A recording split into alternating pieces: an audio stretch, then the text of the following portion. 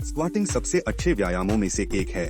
कई सारी तस्वीरें और वीडियो दिखाते हैं कि हर दिन स्क्वैट्स करने के बाद लोगों में किस तरह का बदलाव आया। इस वीडियो में आपको ये जानकारी मिलेगी कि यदि आप नियमित रूप से स्क्वाट करते हैं तो आपके शरीर पर क्या प्रभाव पड़ सकता है। तो वीडियो को अंत तक देखें। तो चलिए दोस्तों शुरू करते हैं। सबसे पहले तो ये जान लेते हैं कि स्क्वैट्स कई प्रकार के होते हैं। आप अपने वजन के हिसाब से स्क्वाट्स कर सकते हैं। आप अतिरिक्त वजन के साथ भी स्क्वाट्स कर सकते हैं। आपके हाथों में डंबल या आपके कंधों पर एक बारबेल भी हो सकता है। आप स्क्वाट जंप भी कर सकते हैं। हालांकि ज्यादातर लोग जो स्क्वाट करने का निर्णय लेते हैं वे इसे क्लासिक तरीके से करते हैं। पैर कंधे की चौड़ाई तक या थोड़े चौड़े हों और स्क्वाट्स उस पॉइंट पर करें जहां जांघें फर्श के समानांतर हों। क्या आप जानते हैं स्क्वैट्स के दौरान कौन सी मांसपेशियां काम करती हैं? पहली चीज जो दिमाग में आती है वह शायद कूल्हे और नितंब हैं। अगर आप ध्यान दें तो पाएंगे कि इसमें भारी मात्रा में मांसपेशियां मौजूद हैं। ये हैं ग्लूटस मैक्सिमस, मिनिमस और मीडियस मांसपेशियां, क्वाड्रिसेप्स मांसपेशी और जांघ की बाइसेप्स मांसपेशियां, जांघ की सेमीटेंडिनोसस और सेमीमेम्ब्रानोसस मांसपेशियां, एडक्टर्स, हिप फ्लेक्सर्स, पिंडली की मांसपेशियां, रेक्टस पेट की मांसपेशियां, तिरछी पेट की मांसपेशियां, पेट की दूसरी मांसपेशियां और स्पाइनल इरेक्टर्स। दरअसल इस एक्सरसाइज में शरीर का आधा हिस्सा शामिल होता है। तो पहला प्रभाव जो आप देखेंगे वह इन सभी मांसपेशियों का मजबूत होना है जो अभी बताई गई है। यानी सिर्फ टांगों पर ही नहीं बल्कि एब्स पर भी इनका असर होता है। स्क्वैट्स से मांसपेशियों की वृद्धि प्रभावित होती है, यानी मांसपेशियां उभरने लगेंगी और ध्यान आकर्षित करने लगेंगी। यही कारण है कि लोगों में बदलाव की पहले और बाद की बहुत सारी तस्वीरें दिखती हैं, क्योंकि उदाहरण के लिए दौड़ने और साइकिल चलाने से मांसपेशियों की वृद्धि पर लगभग कोई खास प्रभाव नहीं पड़ता है, जबकि स्क्वैट्स इन पर प्रभाव डालते हैं और आपके व्यक्तित्व पर भी प्रभाव डालेंगे। इसलिए जो लोग पहले कभी खेलों में शामिल नहीं हुए हों लेकिन उन्होंने हर दिन स्क्वाट्स करने की चुनौती को स्वीकार किया हो, उनको अपने शरीर में सिर्फ एक महीने में महत्वपूर्ण बदलाव महसूस होंगे यदि वे पहले और बाद की तस्वीरों में अंतर करेंगे।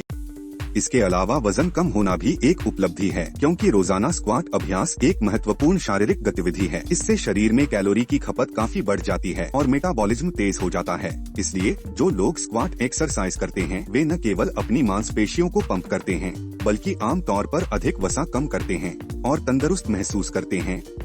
अगला महत्वपूर्ण लाभ रक्त परिसंचरण में सुधार और हृदय प्रणाली की मजबूती है। इस अभ्यास के द्वारा हृदय की मांसपेशियों की टोनिंग बढ़ जाती है और हृदय और धमनी दोनों में रक्त का प्रवाह बेहतर हो जाता है। साथ ही शरीर के निचले हिस्से में रक्त के परिसंचरण में काफी सुधार होता है, क्योंकि हम अपने पैरों और टांगों पर काम करते हैं।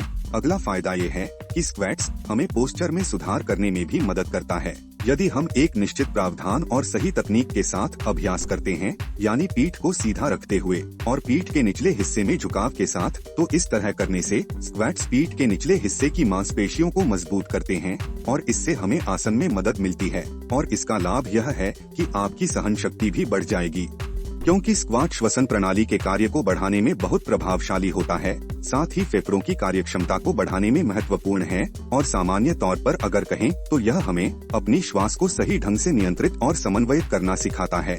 हम सांस लेते समय नीचे जाते हैं, सांस छोड़ते हुए ऊपर उठते हैं। यह किसी भी शक्ति प्रशिक्षण का मूल सिद्धांत है। हम सांस छोड़ने पर प्रयास करते हैं और सांस लेने पर कुछ विश्राम करते हैं। और इसलिए स्क्वैट समग्र सहन शक्ति और हमारे श्वसन तंत्र के लिए भी फायदेमंद हैं। अगला अभ्यास है आपके कूल्हों और टखनों की गतिशीलता। इससे साफ है कि नियमित स्क्वैट्स आपके अंगों की गतिशीलता में काफी सुधार करता है। और यदि घुटने और पीठ के निचले हिस्से का दर्द एक गलत जीवन शैली का परिणाम है, तो सही तकनीक के साथ स्क्वाट करने से उनका इलाज करने में मदद मिलेगी। जैसा कि मैंने कहा, स्क्वैट्स में न केवल पैर शामिल होते हैं बल्कि कोर भी शामिल होता है। कोर पेट और पीठ के निचले हिस्से की मांसपेशियां हैं।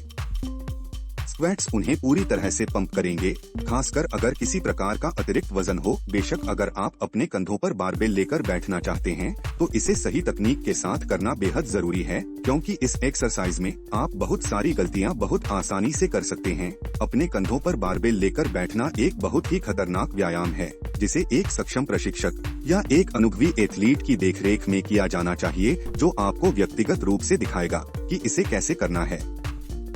इसके और अधिक आसान संशोधन भी हैं, जैसे स्क्वाट जंपिंग, तो इस प्रकार का स्क्वाट हमारे कोर को बहुत अच्छी तरह से पंप करेगा।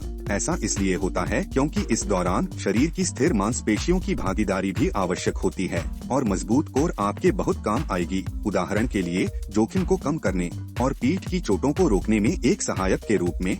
यहाँ स्क्वैट्स की बाकी विभिन्न शैलियों के बारे में भी बात होनी चाहिए, जिनमें से एक है क्लासिक स्क्वाट।